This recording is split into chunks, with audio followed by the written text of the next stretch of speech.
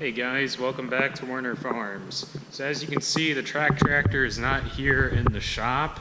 It's actually out here out back, behind the shed here.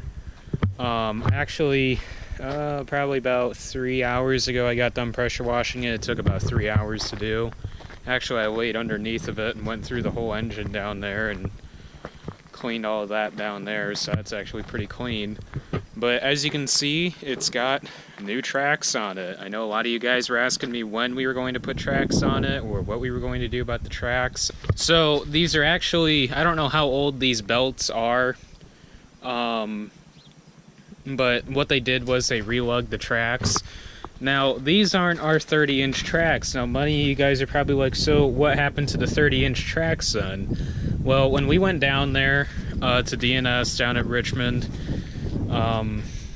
she took the tracks off the trailer and she set them over there by their shed.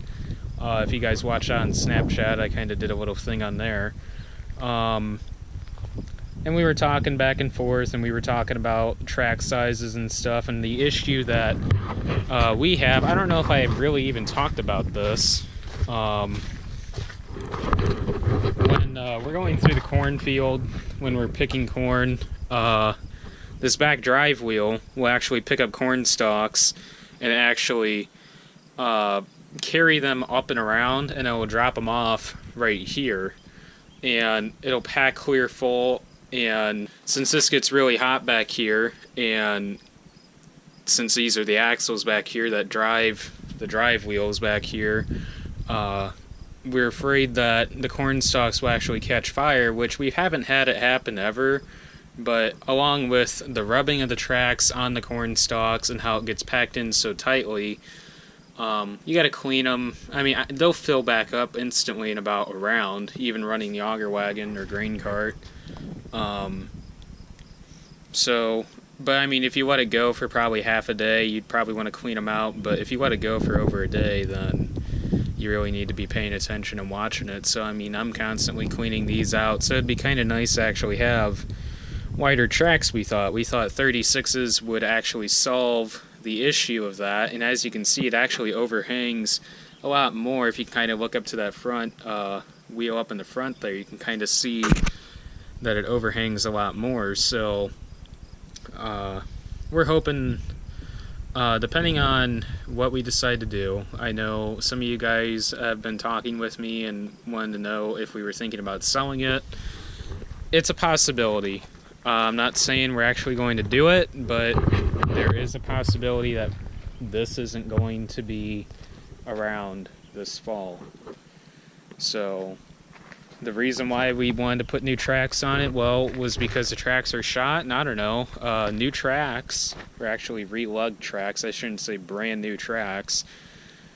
Relugged tracks actually make this a lot more appealing to buy than, I don't know, worn out shot tracks. So, because if you guys remember when I did the video on the tracks before we took them down there, the lugs did not look like this at all. They were practically right there on the belts. So, also for the mid rollers here, we replaced 4 on this side, the 2 on the inside here, and the 2 on the inside of this side, and then the same for the other side. So we did 8 mid rollers. That was a really big job, actually. That really sucked, because you had to lift them up enough to slide them on perfectly so you didn't bump the bearing or anything, and that was not fun. And also filling them up with oil was not fun either. You had to pump it real slow because you couldn't. I guess the hole to fill the oil in on the inside of that cap there isn't, like, it doesn't have enough capacity to take enough oil at one time to fill it up real quick. You got to pump it real slow since the diameter of that hole is so small. So but yeah, there is a possibility this might be gone. But also, while I'm out here and while we're talking about the tracks, and since it's all cleaned up and ready to go, I'm not going to drive it around. I'm just going to probably drive it back and forth here, just in a straight line, because I really don't want to mess up the driveway back here, because you can kind of see, you can't really see it that well probably from the camera, but it's not as bad when the lugs were pretty wore off on this thing, but it still kind of wants to build up the driveway a little bit where it turns a lot more than what it used to do before we put these tracks on it. But anyways, back to the 30-inch tracks. God, they kept the 30-inch tracks, so essentially what it would have cost to fully redo the guide blocks, which the guide blocks were, I would say, about 65% on the old ones, between 50 and 65%. They would have relugged the tracks, and if we wanted to, for a little bit more money, we could have had each track's guide blocks redone, which are these down here underneath the track there. So for about the same money to do, or to actually buy these, it was actually the same amount of money to buy these from them versus having our tracks completely redone with the guide blocks done. So we figured, you know what, we've always wanted 36-inch tracks, and for the same price, and even for the same, or even having the same belts, these are the TrackMan Goodyears. So but yeah, so they have the 36-inch tracks, or they have the 30-inch tracks right now. I don't know if they relug them right away or if they wait until somebody's interested in them or what. I don't know how it works, but they went ahead and actually relugged these, and I think a guy either traded off his tracks like he did, or like what we did. But anyways, I'll go ahead and climb up and show you guys how to drive this, because I know a lot of you guys were actually wondering how this tractor actually drives. Now, it's similar to a quad range. I believe they still call this a quad range transmission. As you can see, it's P for park, A, B, C, D, D is being your road gear. But instead of having a fourth gear for, as you know, for a traditional quad range, you only have 1 through 3, 3 being your highest gear. Now, the difference is between, I guess you could say, the traditional quad range system or transmission versus this quad range, if they call this a quad range transmission. If you guys know exactly what this transmission is called, we've always called it a quad range, even though it's similar to it, but not exactly a quad range. Comment down below. But I know there is a I believe it's called a power sync, power shift. I believe it's a 24-speed forward and 6-speed in reverse. It's similar to this, but if you guys know what the power shift looks like on the command arm here, you guys would know what I'm talking about. But instead, on this transmission, you have the high and the low shifter right here. So essentially, you get 2 different gears for each gear. So A would have 6 different gears along with B and C and D, because you have a low gear for A1 and a high gear for A1.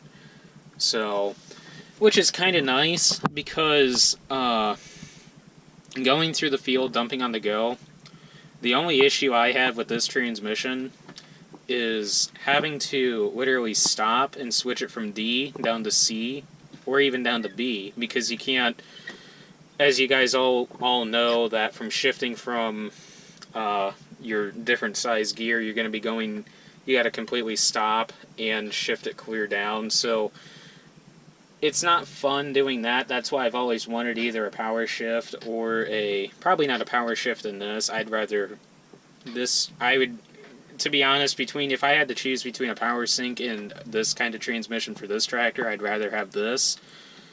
Only because I haven't heard a lot of great things about the power shift in these, or the power sync. But yeah, going down from C or even down to B from road gear, because I'd go in road gear between either D2 or D3 when I'm empty going through the field, because you can't even tell the auger wagon or grain cart's behind this. So, but anyways, yeah, so essentially you have six different gears through A, B, C, and D. So essentially you have 24 different gears.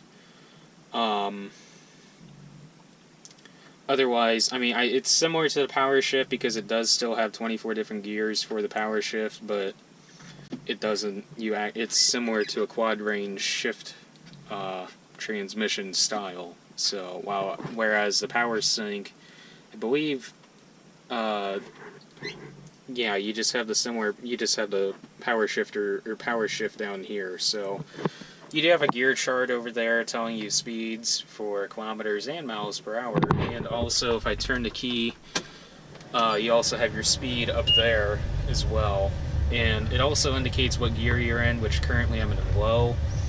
Also, you have your analytics down there, your telematics for hours, which actually this is at almost just shy of 5,600 hours. You also have your codes, your forward speed, your track slippage, your PTO speed, your volts, your service hours, stuff like that. So similar, I believe, to all the other displays over here on this side for, I believe, up until 2010 when they switched this over. I believe 1998, I think they came out with this style cab interior, and then I believe in 2010 they switched this over. So you have your hydraulics set back here so you can set your remotes. This does have 4 remotes.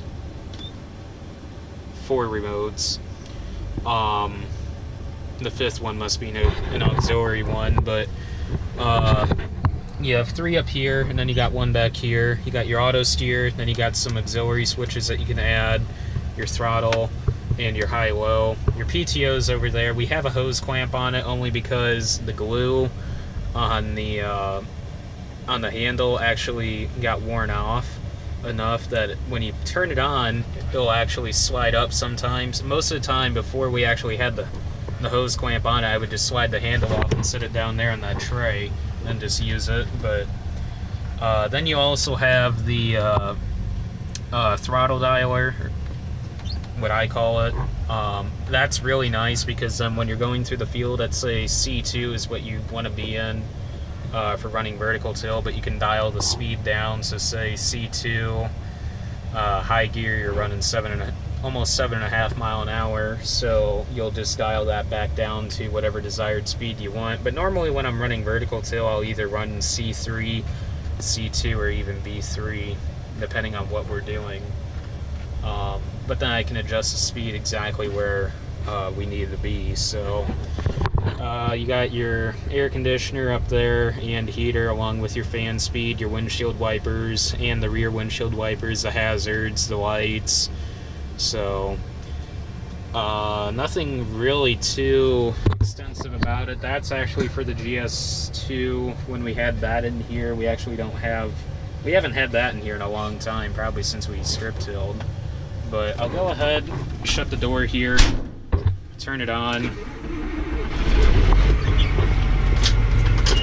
So pretty much no different, except you're not going to have 2 different brakes, one for the left and one for your right. You're just going to have 1 brake.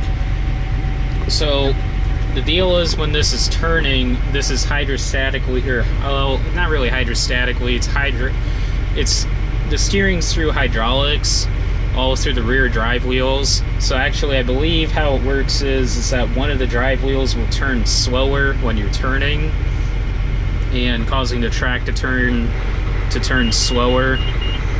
So you can actually pivot a little bit if I take it out of park, actually.